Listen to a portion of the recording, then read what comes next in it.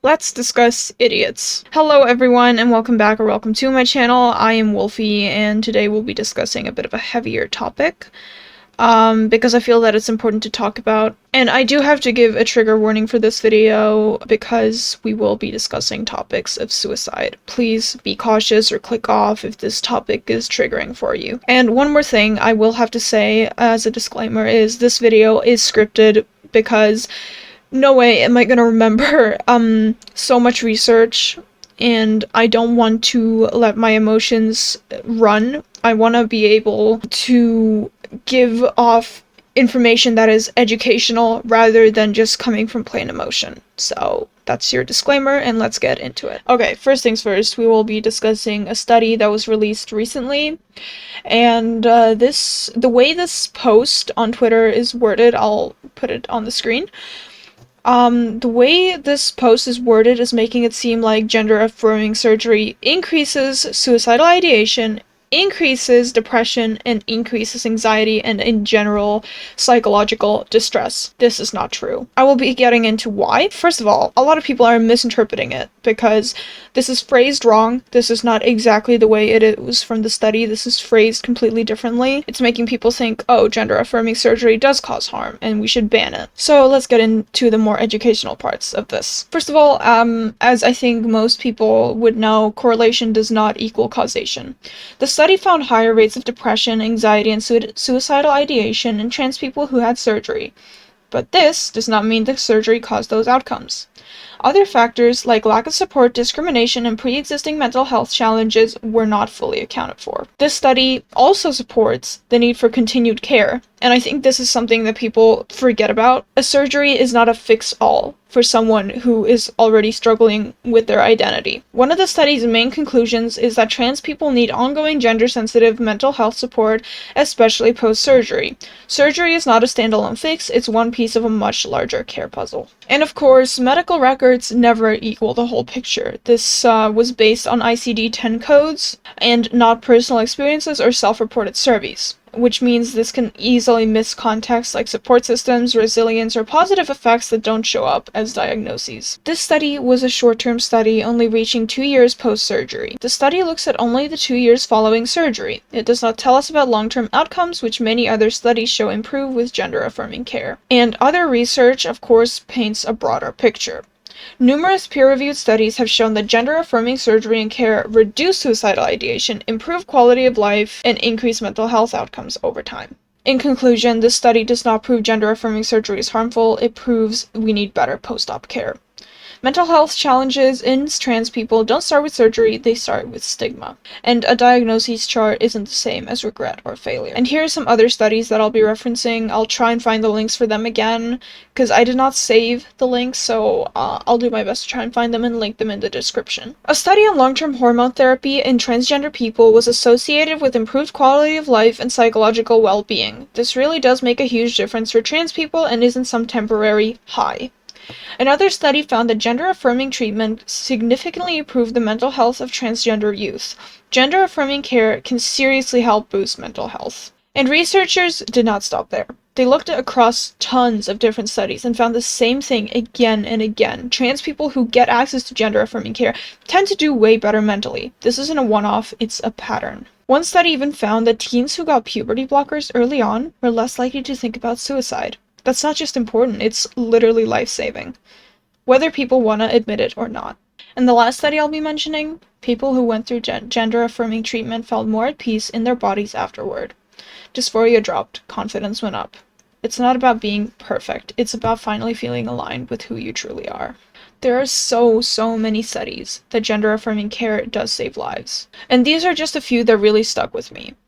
And yeah, whether you like hearing the truth or not, this is just science. Next thing, which is quite upsetting to see, is one of Stone Toss Comics' humorous comics. So this comic is in response to a trans girl's suicide. In no way should this ever be okay. And this comic is transphobia disguised as humor. This comic tries to turn something incredibly serious, which is suicide, into a joke, specifically targeting trans people. It plays into a harmful idea that trans folks are just seeking attention or not serious. which couldn't be further from the truth. That kind of messaging, it's not edgy, it is dangerous. This comic also minimizes the mental health crises in the trans community. Trans people, especially youth, are at a much bigger risk of suicidal ideation, not because they are unstable, but because of the rejection, discrimination, and lack of access to gender-affirming care they face. Joking about this reality erases the real causes and shifts the blame onto victims. That's cruel, not clever. And not only that, this comic weaponizes suicide stats, which is so incredibly fucked up. It's so fucked up. And I'm sorry for anyone who has to go through this type of shit. And I wish this was a different world that we live in, but sadly reality is not that way currently. Like I said, this comic twists the fact that men are statistically more likely to die by suicide, not to spark a real convo about men's mental health, but to mock trans women by saying they aren't real women or serious. It's a brutal comparison, especially considering how often trans women are already invalidated and marginalized. Not only all of that, on top of that, there's more. There's more. Yes, there's more. It encourages stigma and silence. Stuff like this doesn't just offend, it spreads shame. It tells trans people, especially trans women, that their pain is a punchline. That silence they're pushed into, it isolates them. It stops them from reaching out. That's not just harmful. It's deadly. And this isn't a one-off. Stone Toss has a long track record of racist, anti-Semitic, homophobic, and transphobic content. Comics like this aren't just jokes. They're propaganda dressed up as memes. You know, trans lives are not punchlines. If you actually cared about suicide statistics, advocate for real, inclusive mental health support. And mocking people in pain isn't humor. Instead, why don't we build a world where they feel safe enough to heal? And if a joke causes real harm, maybe it's not the people hurt by it who need thicker skin. It's the people defending it who need thicker empathy. Okay, this next comic. It speaks the truth, but sadly, this is the way it is currently. And like I mentioned with the study, correlation does not equal causation. Higher rates of depression among trans people don't mean that being trans causes depression.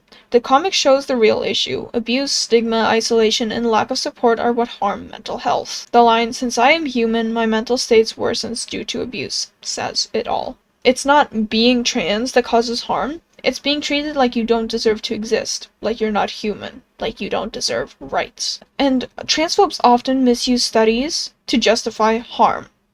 The comic mocks people who read studies not to understand or help, but to justify taking rights away. That's not science, that's a political weapon disguised as concern. Mental health shouldn't be a reason to deny identity. I mean, we don't tell gay people to stop being gay because they've experienced trauma. And why should we treat trans people differently from LGBT people? It's just a little weird if you ask me. Personal detachment equals dangerous agreement. The last figure, "I've never seen a trans person, so I agree," is a jab at uninformed groupthink. When people don't know trans folks personally, they're more likely to accept harmful narratives at face value. And I just want to say, if a study does find that trans people do experience more mental distress, which they do, maybe don't assume it's because they're trans, maybe assume it's because of the way they're treated. Look beyond just their identity. And weaponizing mental health against trans people doesn't help anyone. It just gives people an excuse to take away their rights. Next up, we have a bit of a lighthearted one. I forgot to mention earlier, but I've decided to add some more lighthearted stuff in here as well, just so it's not all negative, which I think is a smart idea. Parents find out you're gay at a young age and take your phone like, okay, lol, still gay. Which in a way it is sad because, I think it's still widespread to think, oh, seeing pride flags makes you gay. Oh my god, we should protect the children. Which I think ties into the next post quite well. Yes, it does. This is the post. "Protect the children" crowd when a trans child commits suicide. This is the sad reality we live in, so let's discuss this. The hypocrisy of protect the children people. Many who scream protect the children actively support policies that harm LGBTQ+ youth, especially trans kids. They fight against access to gender-affirming care, inclusive education and books, name/pronoun recognition, and mental health support, which is just awful. And when those kids suffer, go into crisis, or die by suicide, they show zero accountability. Sometimes they even celebrate it or dismiss it, which is heartbreaking, and it's fucked up, and it's twisted, it's sick and twisted, and I hope that people realize that LGBTQ plus people are still people. We are still humans, and we deserve rights just the same way that anyone else does. And what actually protects trans kids is affirmation from family, teachers, and peers. Access to care, social transition, mental health support, puberty blockers if needed, and safe environments where they aren't bullied, outed, or criminalized for being trans. When these supports are in place, suicide risk plummets. And here's an example. A 2021 study found that trans youth with supportive parents were 70% less likely to report suicide attempts. That's an insane statistic. Next post. When straight people immerse themselves in predominantly queer fandom spaces too much and genuinely start thinking straight people are oppressed. It's pretty funny, but it is the way it is, I guess. Next post, which is also a bit more lighthearted. Mommy, I think I'm a boy. Phew, I thought you were gonna say a Republican. This is genuinely so funny. I genuinely, every time I see this, I can't help but laugh. It's pretty funny. Even my dad laughed at it. Alright, next post, and this one's gonna be a bit of a darker one. Suicide rate is 41%. LGBTQ plus people in general commit suicide up to 4 times more than straight people. Why? Because of the amount of hatred, bullying, witch hunting, and genuine fear they have gone through to bring them to that point. It is on you, not them, you. Let's discuss this a little bit. Yes, suicide rates among trans people are high, but not because of being trans. Now, obviously, this post is about LGBTQ plus people, but the comment I'll be discussing is about trans people, so that's why I brought that up first. And the elevated risk is tied to discrimination, violence, family rejection, social isolation, and a lack of access to care. And studies consistently show that supportive environments lower suicide risk dramatically. Affirmation saves lives. But the study you keep seeing, 41%. That's not a punchline. It's a red flag. Trans people aren't dying because of who they are. They're dying because of how the world treats them for it. If someone's entire environment tells them they're broken or disgusting, that's not neutral. That's psychological violence. Now let's get into this disgusting comment. Actually, as a doctor, I can tell you those people are the most coddled and supported and affirmed people on the planet. The actual reason for that 41% is the realization that always comes eventually, that they've been lied to. That they cannot actually change their sex, that no one on earth actually believes they are a woman because they grew out their hair and took estrogen, and finally that they will actually never feel sexual pleasure again now that they cut off their penis or tried to turn it into a meat tunnel. Once they discover they were lied to and their life is ruined, you can guess what comes next. This is a horrible, horrible, horrible comment, and it is so misinformed, which actually makes me think they are not a doctor, because clearly the amount of misinformation in this comment would not come from a doctor. Let's debunk some of this. They're the most coddled, supported, and affirmed people on the planet. This is false. Trans people still face widespread discrimination in healthcare, employment, housing, and education. For example, many US states are actively banning or limiting gender-affirming care. They realize they've been lied to, they can't change sex. Which, in a way, it's true, but this is built on deliberate confusion between sex and gender. Gender-affirming care isn't about pretending biology doesn't exist. It's about living authentically and reducing gender dysphoria, which has proven health benefits. No one believes they're a woman because they took estrogen and grew their hair. Plenty of people do. And more importantly, being valid doesn't hinge on being believed by bigots. Gender isn't for others to validate. It's about living in alignment with yourself. They'll never feel sexual pleasure again. This is not universally true and ignores the range of outcomes. Many trans people report increased sexual well-being post-surgery, when it's done with proper care and support. Life is ruined, and you can guess what comes next. This is emotional manipulation dressed up as concern. If someone regrets any medical decision, they deserve support, not to be used as a political cudgel. Regret rates for gender-affirming surgery are very low, lower than many other common surgeries. And as a conclusion, if you are quoting suicide stats, but not advocating for trans safety, you are not raising awareness. You're just ghoulishly justifying pain. And of course, being trans does not ruin lives. Cruelty does. Misinformation does. And people like you do. And lastly, if you really were a doctor, you'd be treating patients, not treating trans people like your personal punching bag. Alright, and here's another comic or meme or whatever. What this comic is implying is that gender-affirming surgery, specifically bottom surgery, results in sterilization, that this undermines the legitimacy of trans people, calling anti-trans policies are violence and genocide, since it implies that they're choosing sterilization. Many gender-affirming surgeries can cause sterility, but that is informed. Many gender-affirming procedures, like some forms of bottom surgery or hormone therapy, can impact fertility. Trans adults are made very aware of this risk and are given options like sperm or egg banking beforehand. Sterility does not equal genocide. Genocide is not defined by reproduction alone. The UN definition includes causing serious bodily or mental harm and deliberately inflicting conditions to destroy a group. Trans people using that term are usually referring to either systemic bans on care, state violence, forced detransitions, social erasure, targeted hate speech, and laws. This cartoon deliberately twists that to suggest hypocrisy. This ignores bodily autonomy. Trans people are making informed, adult medical choices about their own bodies. Saying they sterilize themselves to stop calling it genocide is like saying people who undergo cancer treatment with similar side effects don't deserve compassion. Transphobia is being reframed as concern, which is very common as we see already. And like a lot of these cartoons, it's pretending to care about bodily harm, when really it's mocking trans existence and dismissing legitimate concerns about raising anti-trans violence. And some of my points for this will be, genocide doesn't need to look like death camps. It can look like banning care, criminalizing existence, or erasing a community's right to live authentically. Trans people aren't getting sterilized, they're making adult decisions about their bodies, just like anyone else. And lastly, this comic is not pro-fertility, it is anti-trans, using fertility as a fake moral shield. Yay, another similar comic. What this comic, again, is trying to say is people are being pressured into gender-affirming surgery, which is just idiotic. And when they regret it, blame is deflected away from the people who encouraged it. There are multiple problems with this framing.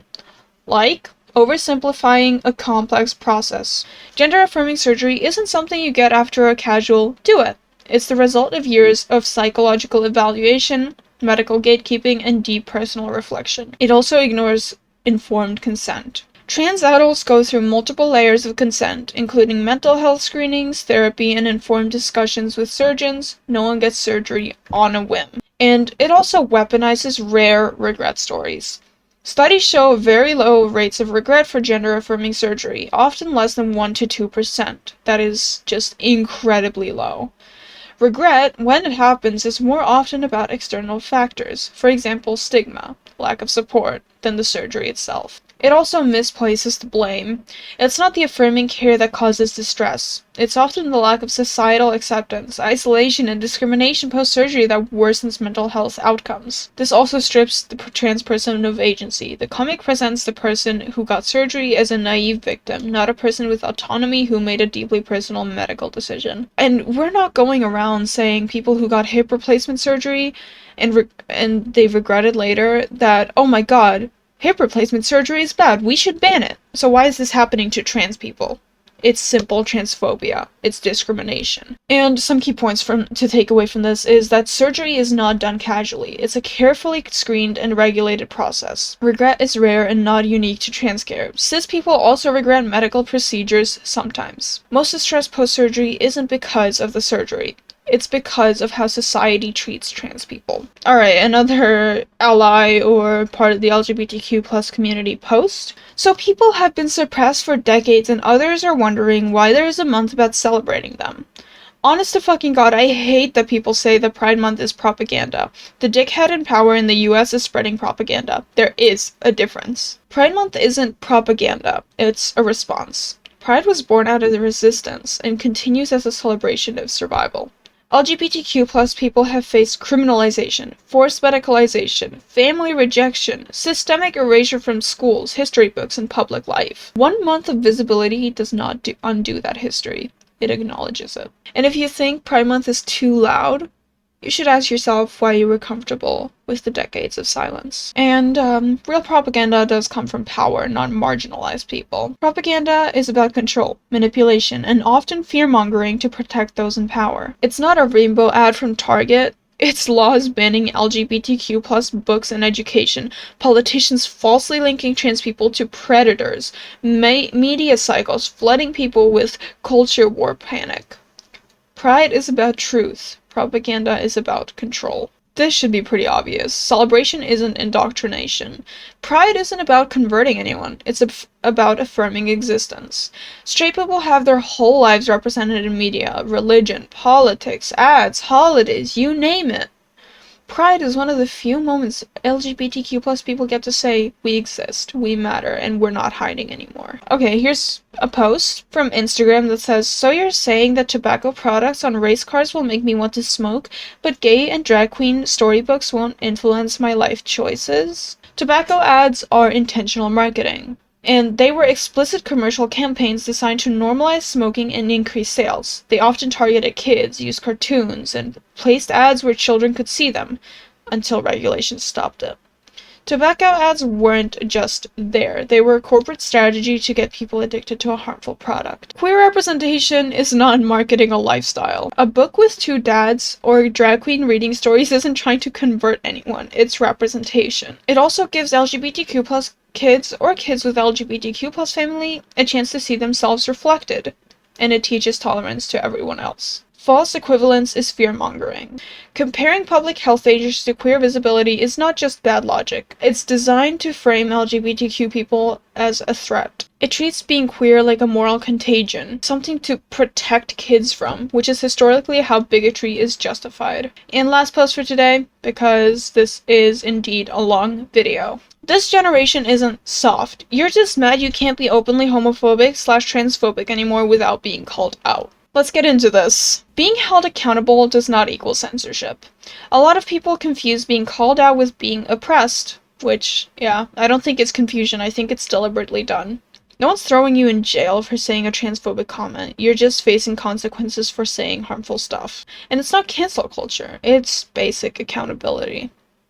Free speech doesn't mean free from response. You can say what you want, but we can respond. That's how speech works. Every generation calls the next one too sensitive, especially when that generation starts pushing back against bigotry. But what's actually happening is that younger generations are raising the bar for decency, and that makes people who thrived on cruelty uncomfortable. If your idea of strength is being able to say slurs without getting called out, maybe you weren't strong. You were just used to getting away with it. Calling out does not equal silencing. Criticism isn't oppression, never was and never will be. LGBTQ plus people and allies speaking up isn't some grand social decline. It is progress. No one's stopping you from having opinions. It's just the fact that harmful opinions are getting challenged now, and that is a good thing. And let's wrap it up here. I do hope you guys enjoyed or learned something from this, because that is the point of this video. But I will see you guys next time, and I hope you all have a good day or night or whatever the time is for you. Bye.